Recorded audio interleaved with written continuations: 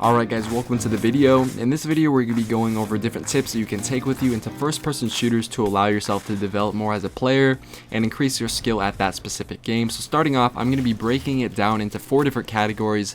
So the first one is going to be game modes, the second one is going to be time to kill, the third one is going to be grenades, and then the fourth is weapon and gun behavior. Starting off with the game modes you guys are going to want to be playing, it's something that's going to be a lot more smaller scale, something like 2v2 or 3v3, where you can go into there with some really good teammates that you feel confident in playing with. Allow them to kind of roam around and get most of the kills, but if you're new to the game, just kind of play around with it.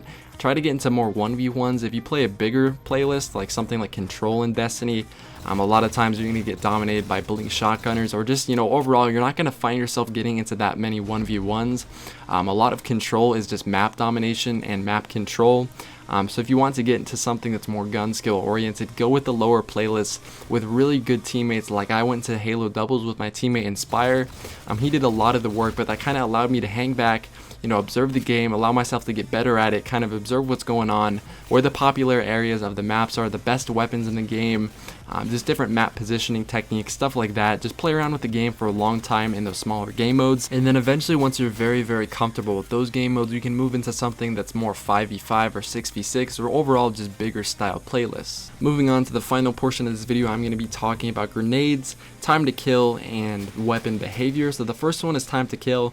So when you're in something like doubles, you're going to get a pretty good sense for the time to kill, and something like Halo, you're going to realize that headshots are a lot more pertinent to winning 1v1s compared to something like Call of Duty.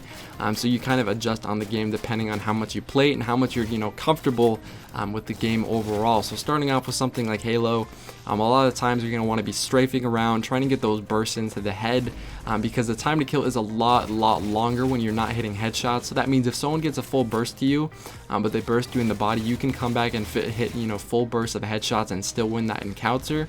So headshots are a lot more important in Halo, but in something like Call of Duty where there's a lot lower time to kill, a lot of times it revolves around who is aimed down the sights first and who gets that first shot off. If someone is running down a highly traffic area and they have an AR and someone is aiming at them, even if there's 4 people, this is what I found within the Black Ops 3 beta, even if there are 4 people, a lot of the times I just see them blindly sprinting towards B flag, and if I aim down my sights with such a low time to kill, usually you can actually pick off all of them if your aim is good enough. So just play around with the gun behavior, see how the guns work. And something like Halo, you notice that aiming down sights isn't exactly the best option.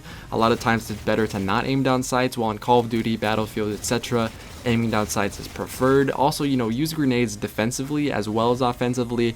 A lot of times when you're using them offensively, you're just throwing them blindly, hoping to get tags on people. But if you're new to the game and you want to get better, I would say definitely use them defensively. If you know someone's coming around the corner, you can kind of just throw one down to get them weak and then finish them off with a melee or a few bursts to the head. But overall, it's your decision. You kind of have to play around with the game and get a feel for the game yourself. Do the same exact order, the things like I suggested, and then just continue to play the game a lot and familiarize yourself with that game. That's going to wrap it up for the video today. If you guys did enjoy this video today, feel free to drop a like down below and subscribe so you do not miss any type of video in the future, and hopefully I'll see you guys in my next video. Peace.